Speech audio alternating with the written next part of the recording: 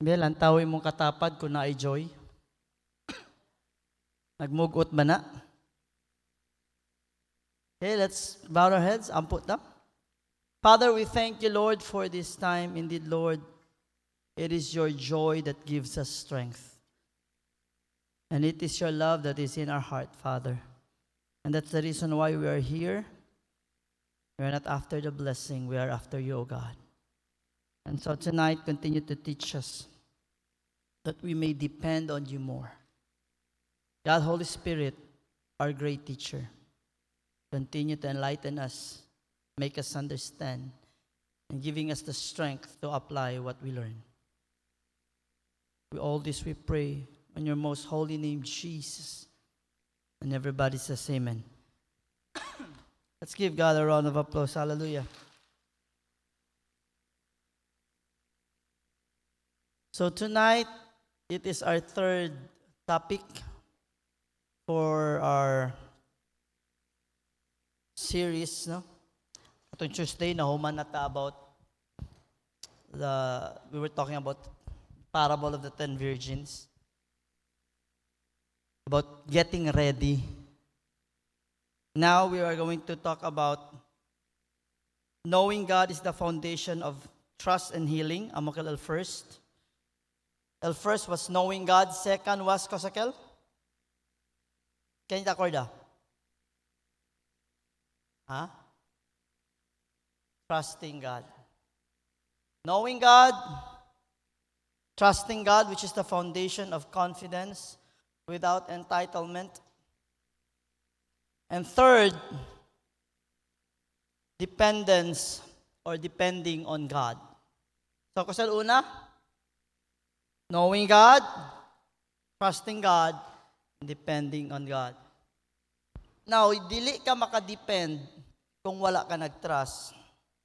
Di po ka ka-trust kung wala ka nakaila. Okay? So open your Bibles with me to the book of Proverbs chapter 3 verses 5 and 6.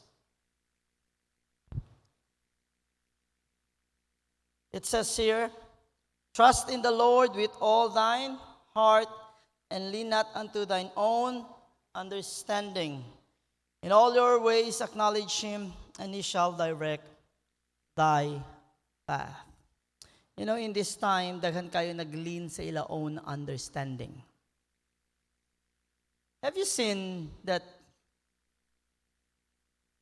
video right now viral that they were mocking about? They were believing that wala gyud daw tao mabot impyerno kay God is love daw. Nakita to ninyo? Ang mga The Showtime. Have you seen that? And they were talking about if your religion is teaching that, then you need to check yourself. Coming from someone who is confused. Listen, it's not about religion, it's what Jesus said. If we lean on our own understanding, we clearly talk ignorantly and arrogantly. You know, people who doesn't have Christ in their life speaks arrogantly and ignorantly. That's the reality. That's why we need to depend on God. Porque man, not only healing, peace is depending on God is the very foundation of healing, peace, and surrender.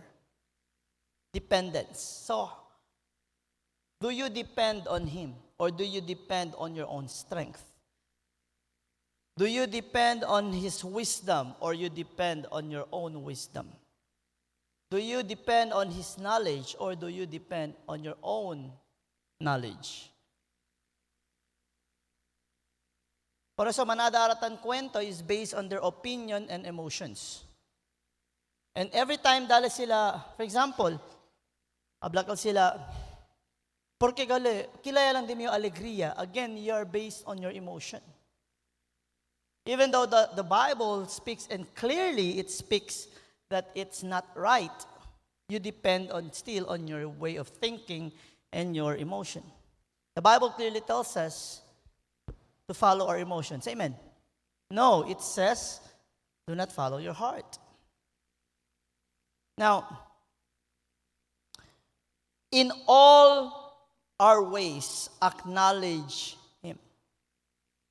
Everybody say with me, true faith surrenders outcomes while trusting God's heart. May I tell you something about faith? Para entende kita, because most of us thinks that to channel to faith, you need to have faith so that you can convince God to move on your behalf, that you can convince God to move and do things for us. You can convince God to move para sa milagro. Actually, that's wrong. The Bible says you need to have faith as big as a mustard seed to move mountains, not to move God. Faith is not what you need to move God. Faith is what you have because you trust and depend on God, on what He has already done and who He says who He is. Por eso manada, no ikat entende, and they ask amiss.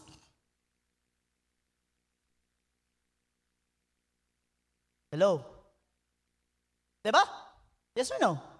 Dapat na akay pagtuo nga naman para mulihok ang Ginoo. Dili ba yan na mao? Like, ikaw karon ang kwan? Ikaw karon ang musugo sa Ginoo? Faith is what you have because of who He is and what He has done. That is trusting and dependent on Him regardless the outcome.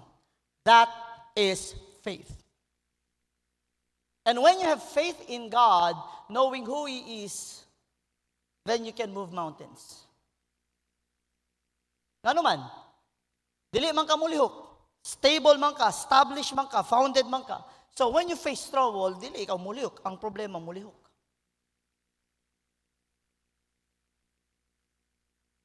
Hello?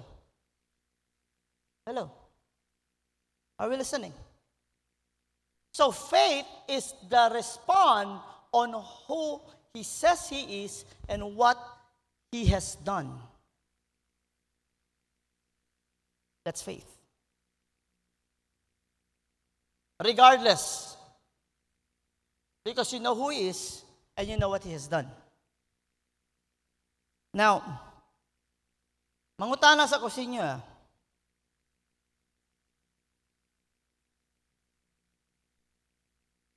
Kinsa diri inignay problema murag paniki. Kanang paniki? Kanang panic mode ba?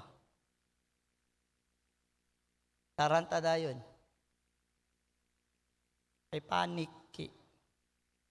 Okay? So, depend on the Lord, and this is what He says. Be still and know that I am God. Be still and know. Now, again, true faith surrenders outcomes while trusting God's heart. You see, not while ipalihok ni mong Ginoo. No. We know that God is moving. We know that God is working. And He works not because kung kinsa gyud ta or mas faithful ta sa pikas ta nga tao. No. He is working based on who He is and His character. He is compassionate. And according to His purpose and will. And so, faith is like this. Lord, I am right now facing death. But I put my trust in You no matter what. Nag-ampo ko, Lord, I plead. I know You are the God of life. You can make miracles. But let Your will be done. Regardless of the outcome, you trust in Him. Depending on the Lord. I always say this, we are always at His mercy. And what we long for is His grace. Always remember that. But the reason why we depend on Him because we know who He is. El problema lang, si konoce bagat kita kunele. Ya entende bagat kita ken ele. That to the point we trust Him. Sabi ustedes kasi el difference del trust pati depend. Ang depend kasi makasalig na gyud ka, makasandal ka. Ngano man, kasi grabe imong salig sa iya. To the point you can, okay lang, dako problema, okay. Wala kay problema, na kay problema. Ngano makadua wala lang. Dako kay kung Ginoo. Unya, grabe naman, unsa kita bo? Okay ra. Wala ka na problema, nakabay problema pero kalma lang. Ingon man siya, be still and know that I am God. And so, depending or depend, salig. Okay.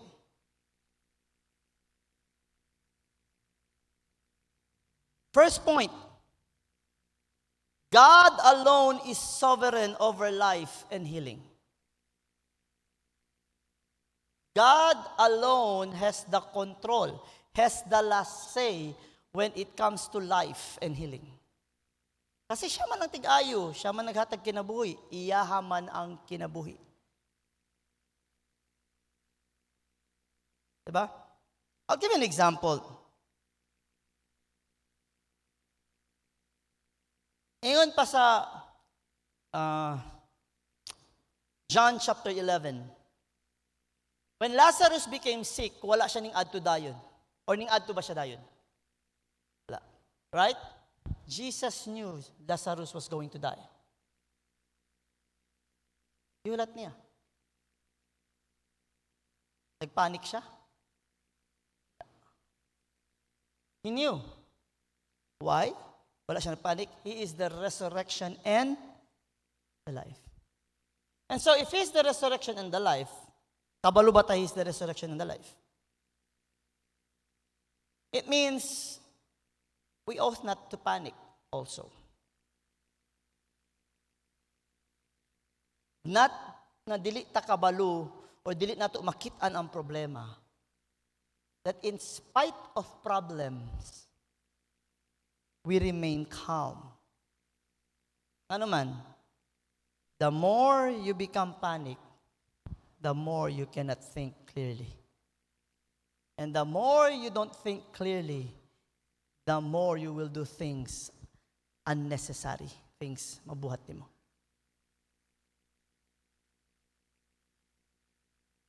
Now, point one, God alone is sovereign over life and healing. Listen to the book of Deuteronomy 32, verse 39. He said this, I kill, I make alive, I wound, and I heal. Let me go, anda kita dyan, no? Para mira kita entero text deste. The book of Deuteronomy chapter 32, verse 39.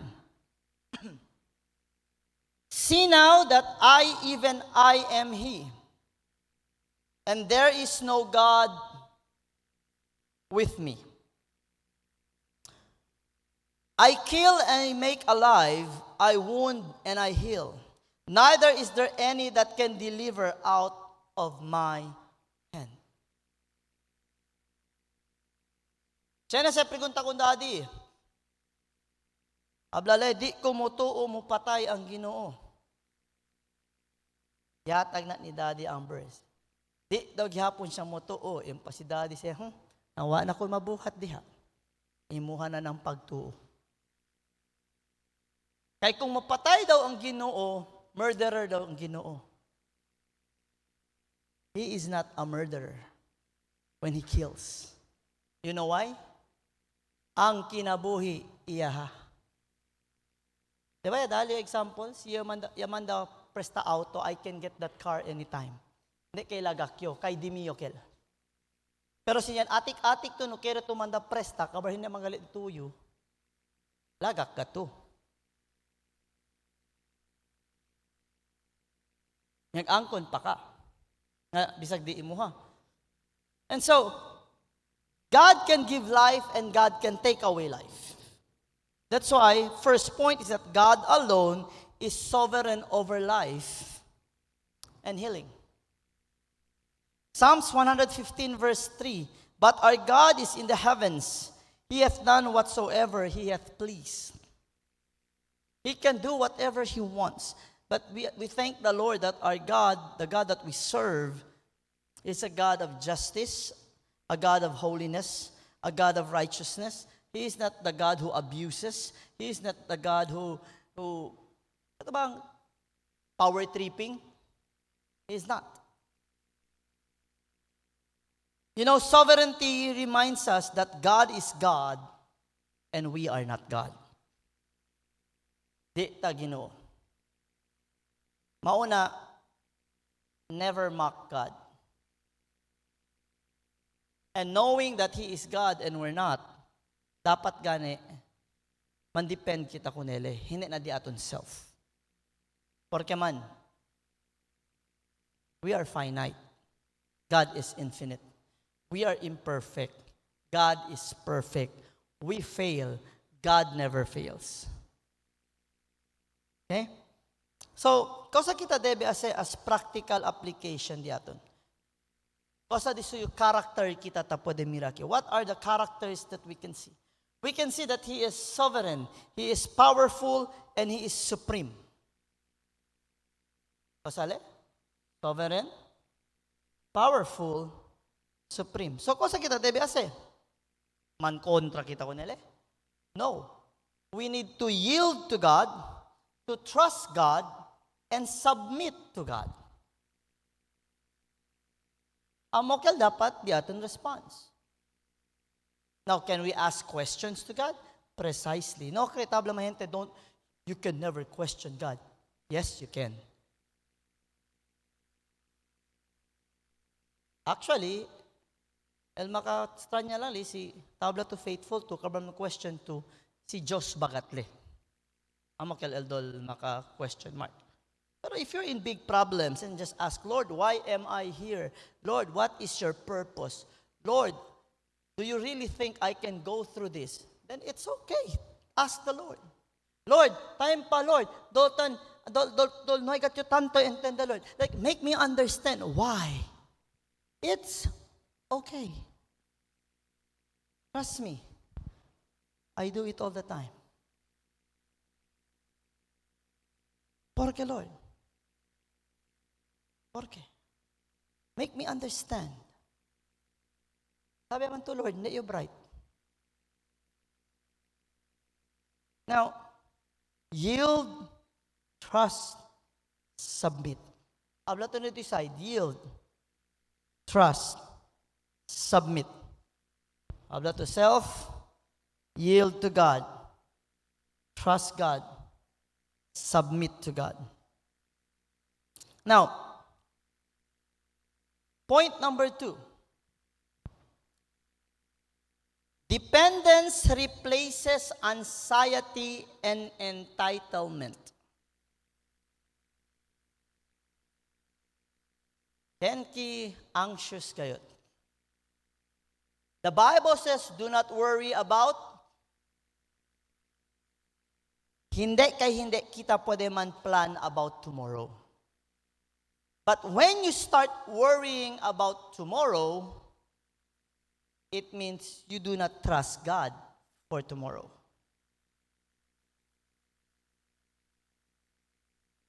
Dali ko na start this example. Na family ba?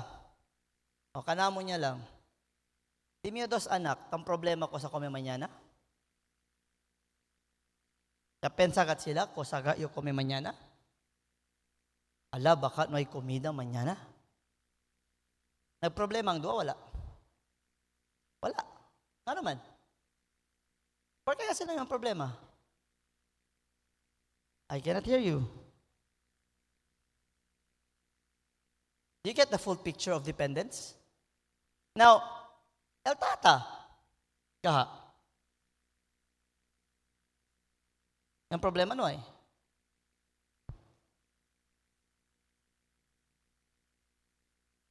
Diba? So, can baltabos sa komida na kasa? Altata. So, now, I need to trust God also for tomorrow. Because I cannot even add a single hair on my head. I cannot even add an inch of height kumigo. I can only add my weight and my bilbil. Pero I cannot add a single hair. And that is what the Bible says. Because in reality, there are things we cannot control. Because we are finite beings.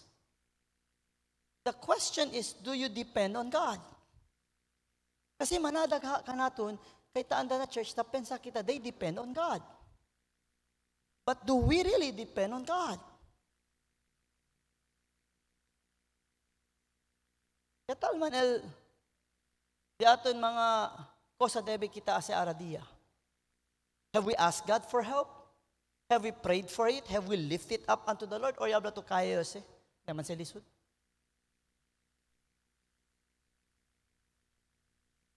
Kung naman kailangan, kailangan yan. Sige, sister, tulungan kita pray. Hindi, okay lang, kaya yose. You know, every time someone tells you, like my sister or brother in the church, okay, I'll help you pray. Say, thank you, I need that. Mabla, hindi na, okay lang, say. Hello? Are we listening? It removes anxiety and entitlement.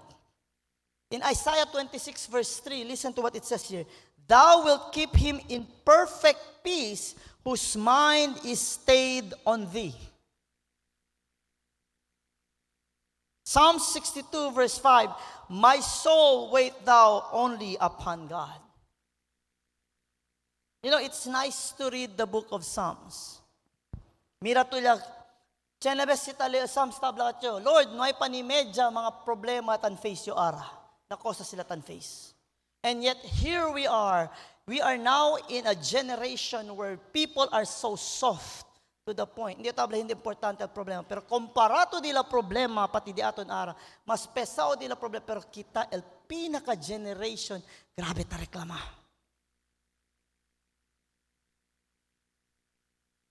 And that's reality.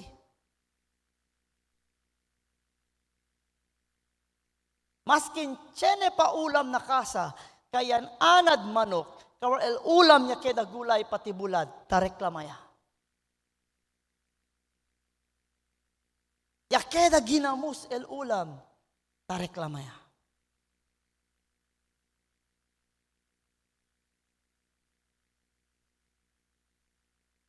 Hello? Do we really depend on God? That is the question. May I ask you, let's be honest, you don't need to shout the answer. I would like to ask you this, and be honest with your answer.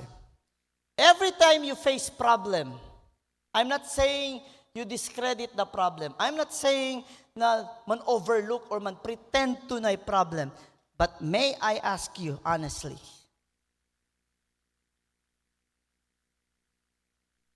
do you still have peace?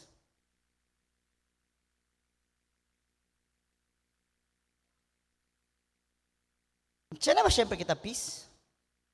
Peace that passeth all understanding. Because may I tell you honestly, peace does not come from the answer.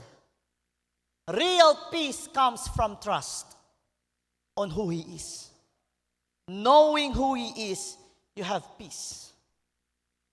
You know that whatever happens, the Lord is going to come for you. I have faith in who He is and what He has done. And if things comes to worse, I know He has a plan and a purpose. I will still be at perfect peace. Hindi, kaya this year no problema. It's like Jesus sleeping inside the boat in the middle of the storm. That's the very example. Kaya hindi.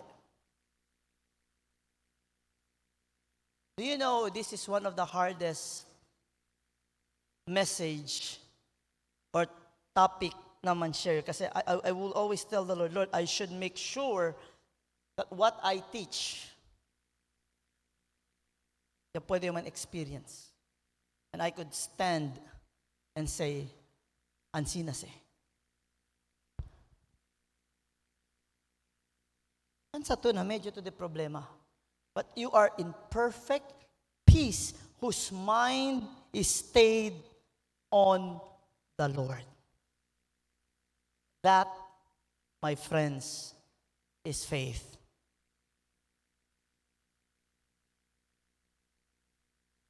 Hello? Dapat anak ta mag-ingon, kaila ka sa Ginoo. Oh. Kaila ka kinsa siya. Oh.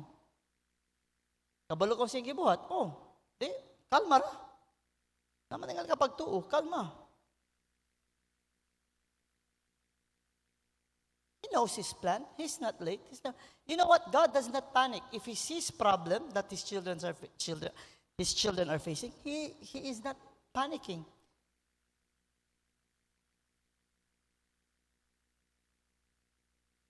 If we know our God is we know our God is not panicking, then why would we panic?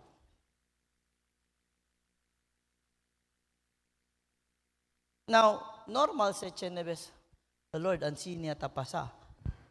That's normal. Normal sa Chenebes, Chene to urge siya, Lord, Tarda man, Lord. That's normal. Everybody say with me, fear, anxiety, stress. Those three are normal. You know what's not normal? If fear, anxiety, and stress controls you. When you are still and calm knowing who God is, you control stress, fear, and anxiety. It does not control you. That is the difference. Hello? Tawi ba kita?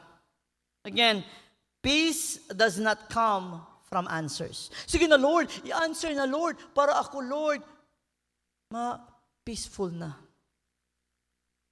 You know, I've learned that the hard way. So, grabe pasada aki. Mga first one. Mali, gali, antes meron sa, Lord, yatag ng answer para na ako peace of mind. Pero, hindi mo. Then, sige lang ingon sila sa kuwan. Okay lang na, pastor. It was my first time to face such kind of trials. Pero at the end of the day, when murag ambot lang ko naanad siguro, tuyo po, dili sigurado ko, the Lord allows, pangit namin magwali ko dito niya, wala kung sa naagian. At the end of the day, kung okay. Sige, hulat ako sa mo, Lord. Up to the point, table lang nyo, ay Lord, let your will be done. Kung sa man, okay lang. Why will I stress myself?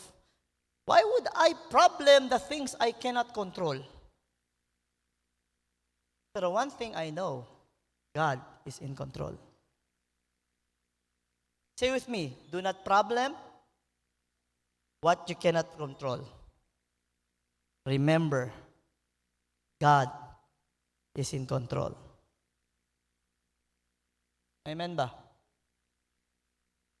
Bantay ra mo ha? Kasi that is easier said than done.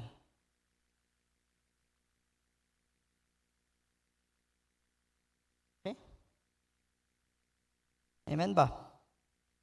And so, what's the character of God that we can see here? He is a God who gives peace. He is a peace-giving God. He is steady. He is faithful. Say with me, peace-giving, steady, faithful. Now, kosa di aton respond kay steady, peace-giving man le, steady and faithful. Este malisod ste ase. But try this. If you are in the middle of the storm, rest. Say with me, rest. Hindi kay durmiya lang to kay baka manyana perdem yung problema. What I mean is rest is this. Rest in the Lord. Come unto me, all ye that labor and are heavy laden, and I will give you.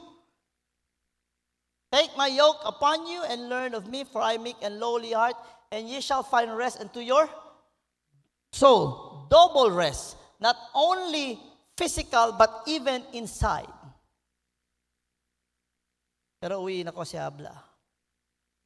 When you start to have rest in your soul, anxiety and stress starts to go down. Wala naman siya mabuhat sa imo. Pero so, si Amira Ostedes, igol kanda pastora, no? Mas ganda problema ko sa silitase. Smile. Ay, ano man mo problema hon? Wala may kukontrol, ana. Sige lang. Aw, ana ba? Oh, dako lagi na siya problema. Unya, unsa man, maghilak-hilak na lang ka. Gusto ka maghilak, okay ra, pero ayaw sige mukmuk diha. And I don't understand that before, pero ara intende yo kanila. Their soul are at rested because they are in Christ Jesus. Jesus is our Sabbath. We studied bonamente. Are you ready na ko si Abla? Pagkunta ni kanya, what's the greatest problem you have ever faced? Come on, shout. Chene, Abla. Sige, the greatest problem in your life you ever faced. Sinagrita, hindi ko man stop. Bolbe kita, 8:00.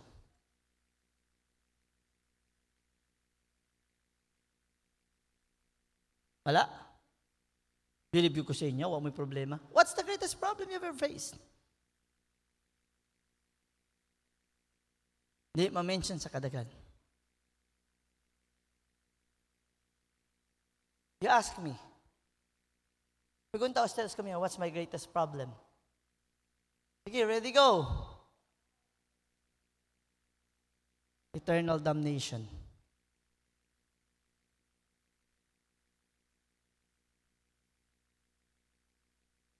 Eternal damnation. Eternal death. If God can solve that, if Jesus came to save me from that, and now I can rest because of that, then all of the problems means nothing because of Jesus. Then I can rest and be rest assured that the Lord is going to help me.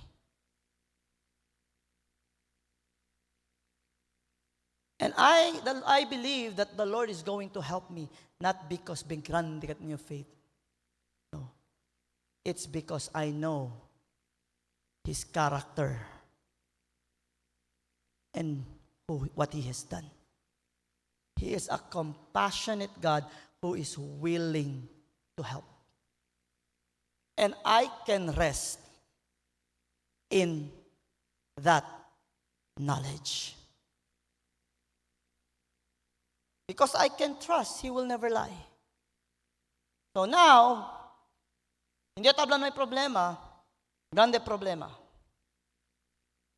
Lord, grande ka problema, but I can still rest because I know you are bigger than my problem. Because the biggest problem is already solved. Anything this, okay lang, Lord. Do you know why? Manada pronto ta queda viejo? Problema ya. Ase pa sila mas problema. Debe, mas kinchene problema, ta pwede kita dormir. El problema, el hindi ta pwede dormir, ta konsumi ka naton. Porque man sele, ta dali ko nele problema, ta pwede mali siyempre dormir. And tell to that problem, it's because I can rest in the Lord. Take note, rest in the Lord. Pastor, imposible na kay tao rata. Lagi, maugani ko ingon, rest in the Lord. Kay kung ikaw lang, bisag upat ka adlaw, di ka matulog, sige, una-una sa mong problema, posible kaayo. Hello?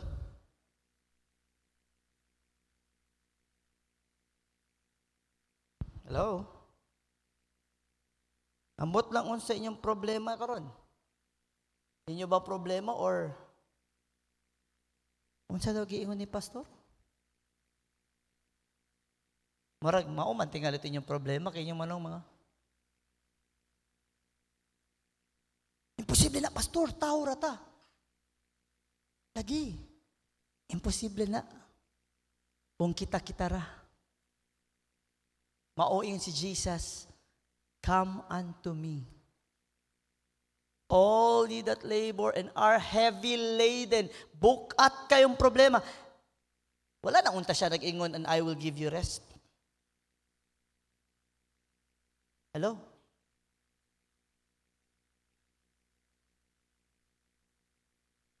Nagani ko joke ron, nana duwa ka klase faith. Arrested faith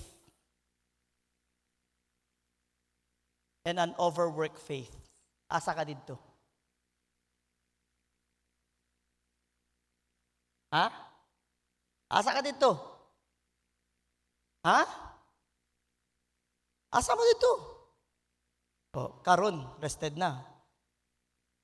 You know, the Bible doesn't say, naanay mo faith, ang siya, work out to the most holy faith, meaning really build. The more the faith is built, the more rested it becomes.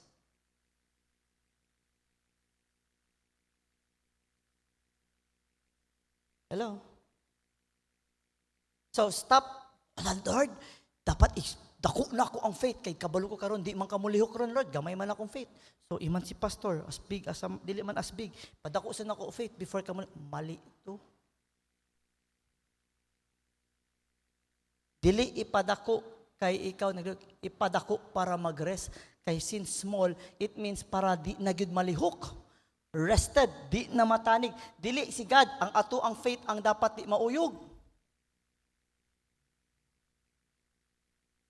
It means you really know Him.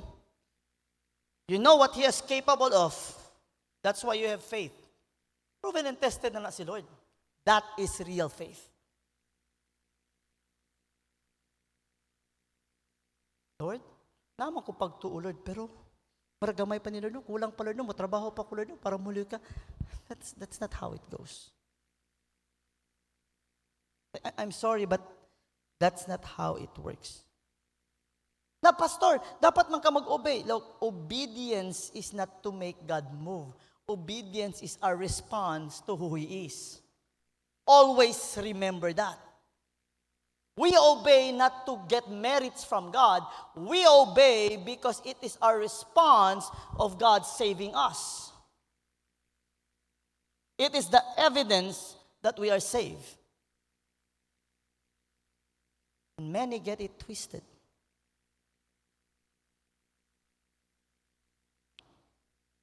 Third, if we depend on the Lord, our approach to God is surrender, not self-assertion. Kasi ang difference del surrender and self-assertion. Surrender, you just say, Lord, here I am. Ito yakoy daw, Lord. El self-assertion ay pursagat to ko sa to kere. Lord, di ako, Lord. I will follow you, Lord. Pero Lord, sa kondisyon. Wow. Ikaw na ang naghatag kondisyon. And in reality, daghan anak tao ron. I will serve the Lord if. I will serve the Lord kung ani. Kaya lang yung faithful kung blah, blah, blah, blah, blah, blah, blah. Without them saying directly, they're giving, murag sila ang Ginoo. Diba? Kabalo ko giluwas ko ni Lord, pero hulat lang, Lord. Wow. Ipahulat pa nimo si Lord. Kanang kung graduate na ko, Lord. Kanang kung nindot na akong negosyo, Lord. Kanang kung dato na ko, Lord. That's the time I will serve. Really? as if life belongs to you.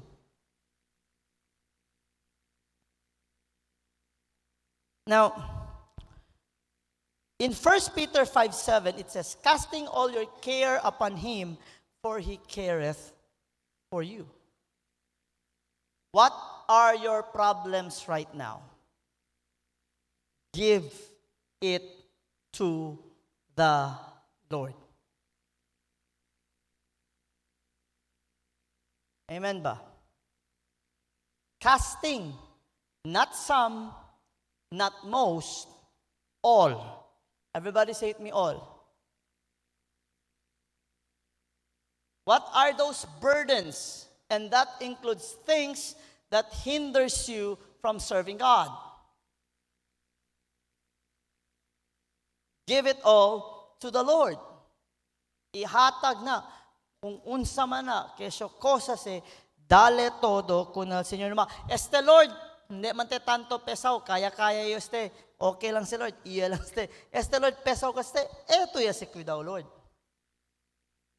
Hindi.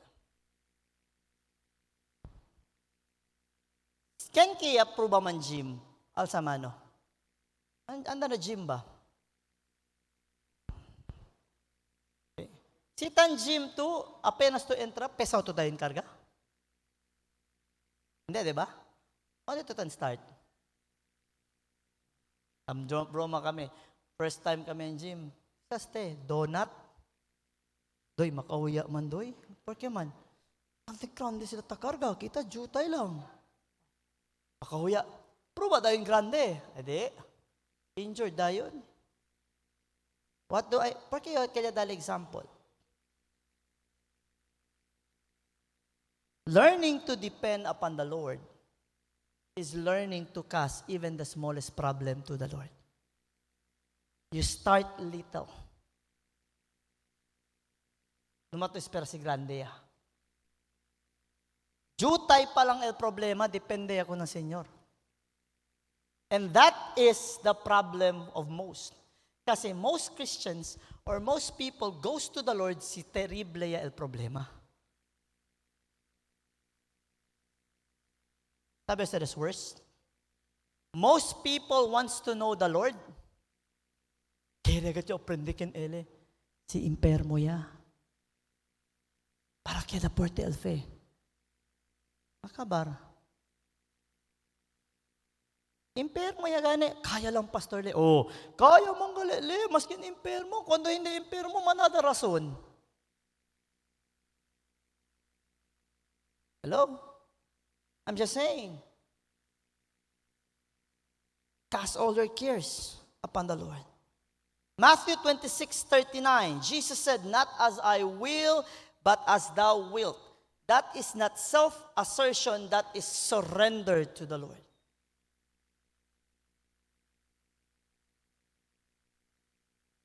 I'll give an example of prayer. Surrender versus self-assertion. During akel, kaya da ano ivering. Then yung kanyan talk yung people. And then kilaya daw man pray. If ever daw for partner. Sometimes, ansinaltan pray. Lord, akal ba Lord, dali kami ko partner Lord, akal guwapo, akal, na problema, pero akal gat yung kere Lord. It's kind of cute pakinggan, pero is it right? This is how you should pray. Lord, I know I'm still young, but Lord, I pray, prepare me, that whoever you give me, I will be ready. That's how you pray.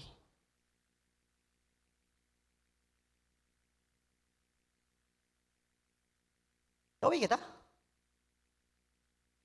Lord, I know I'm praying for the one you're giving me, but I pray you make me ready to make me also the one for the one you are going to give me, that when we meet path and that time that you want us to see each other, I will be ready and also prepare him, whoever he is.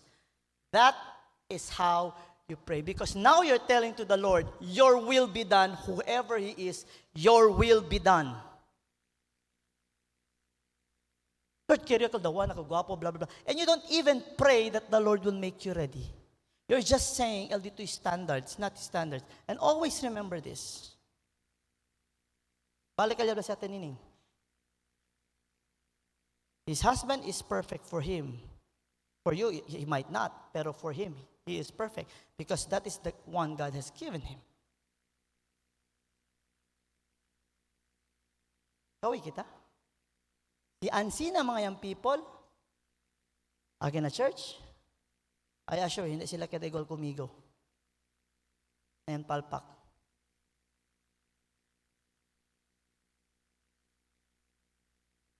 Hello.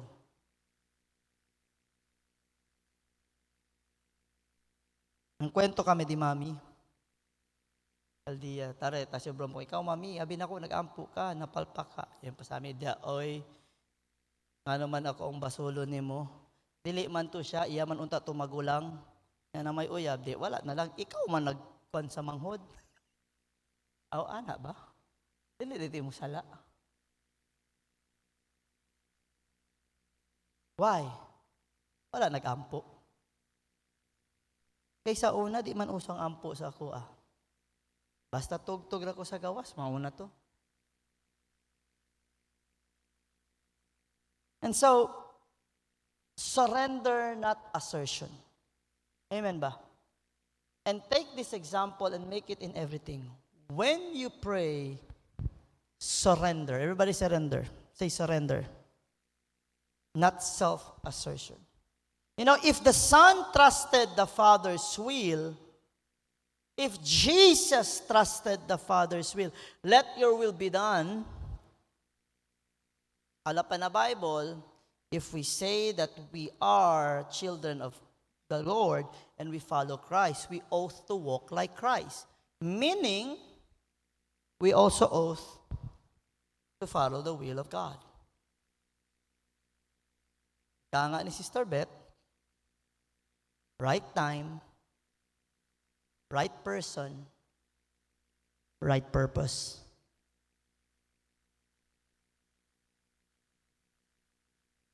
Diba? Triple R. Right time, right person, right purpose. And there's one purpose that should always be constant. The purpose is to glorify God. And you cannot do that if you are not the same faith. Are we listening? If the Son trusted the Father's will, so must the children. So, kung dapat kita ase, mirana kita ang character di Lord. Everybody say obedient. Jesus was obedient to the Father's will. Yes or no? Trusting. Jesus trusted the Father. Submissive. So, kung kita debe, submit, follow, and trust. Kay obediently, then we must submit also to God. Kay mismo and trust, we need to follow His example. Submissive man le, then we need to trust and also do what He has done. Everybody say with me, Christ-like. Here's the problem. When we say Christ-like, manada queda like Christ in this way. El cinco bilokpan and dos pescao, ansina tamen sila pwede ase. When they say Christ-like, el kere lang sila, el bulag pwede mira. Pero el prayer life, el obedient to the Father, el compassionate, el submissive, mostly no kere el gente. Diba, Cordo ustedes na on preaching di mio, the very foundation for us to be like Christ, pinakauna, the aton prayer life. Because that is where we are being molded and being transformed and influenced by God.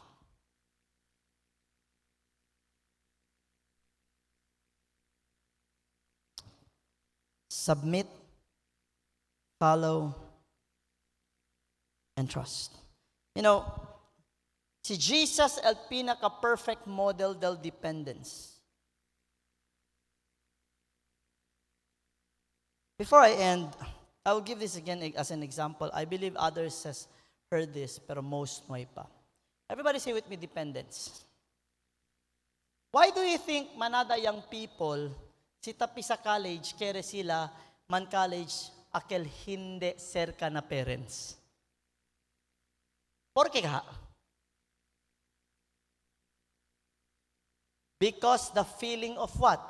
Independence. Now listen, Pastor, how can we walk perfectly before God? Manadatan question. And I said this. If you are closer, if you are with your parents, how do you act? Do you act wild or do you act properly? Here's the problem. Many Christians love to read the Bible, but they just learn the do's and don'ts. What do I mean? They don't seek the author of the book. The Bible clearly tells us to seek Him, to seek the Lord, to seek His face. Seek ye first the kingdom of God and His righteousness. Why? The more you are closer to Him, the more you learn. And the more you learn, the more you act properly. Because you are with your Father, and your Father is the one telling you, anak di na maaw, anak di na dapat, dali ka diri, pagpuyo, and mahadlo ka kasabaan ka. But out of love and kind and mercy, that's what the Father does. Yes or no? Pero unsa ang gusto sa mga bata? Freedom kunuhay.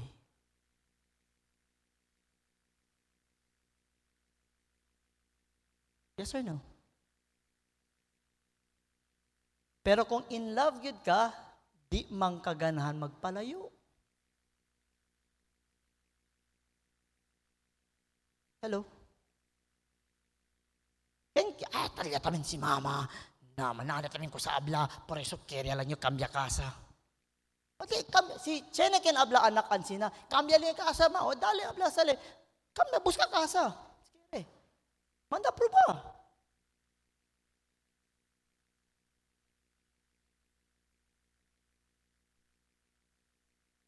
Why? Anytime they want independence, they start to live young, wild, and they're not actually free. Young, wild, in bondage. They start to live like fools. Because when you are with your parents, you start to act differently. For us, I'll be honest with you. Kids, praise the Lord kal mga bata yung granda, mas kunoy parents, pero chenek kanya para kumutata na, akal taligayot. Okay pa sila. Pero have you noticed, porque ansina di aton society, it's because there are no father figures at home right now. Kabar si Chene man tata, tambay lang, hindi taman namira. Puro lang tumahan. And that's the reason why ansina mga bata ara. And that is also how it is when it comes to our spiritual life. So if you want to walk with God and you want to live according to His Word, do not ask for independence from the Lord. Ask to be dependent to Him. Because as what Pastor Alea always say, an inch away from the presence of God is the territory of the enemy.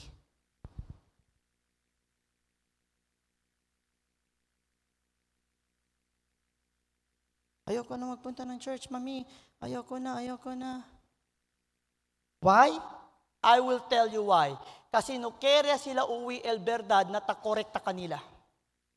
That's the reason why.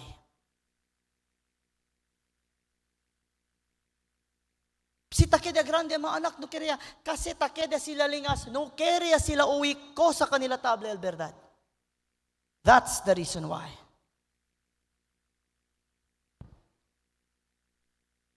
Hello? Reality is just there. Either no lang kita entende or yan bulag-bulagan lang kita. And so, May nakita kong Jesus, the perfect. Nuwaile pidi in, Lord, I want to be independent. No, he was dependent. Jesus entrusted himself fully to the Father, even unto death. Say with me, dependence is not weakness. It is Christ-like. Dependence is not weakness. It is Christ-like. And so, God's character, Jesus is God. So, mira kita ko nila eh. He was dependent, faithful, obedient. Kasi kita na bese, follow, surrender, and trust. Well, the aton theme gayot na is surrendering to God, that we might experience peace and we may align with His will. And we cannot do that if we do not know Him. And if we do not know Him, we cannot trust Him. And if we don't trust Him, we cannot depend on Him. It's not that kay may chance. Amogat se el problema del gente. Diba? Hindi nga kita basta-basta tansalig. Pero oto lang kat mayang people ara kay maskin pemero lang daw sila mirahan, salig ya daw, kay in love ya daw sila.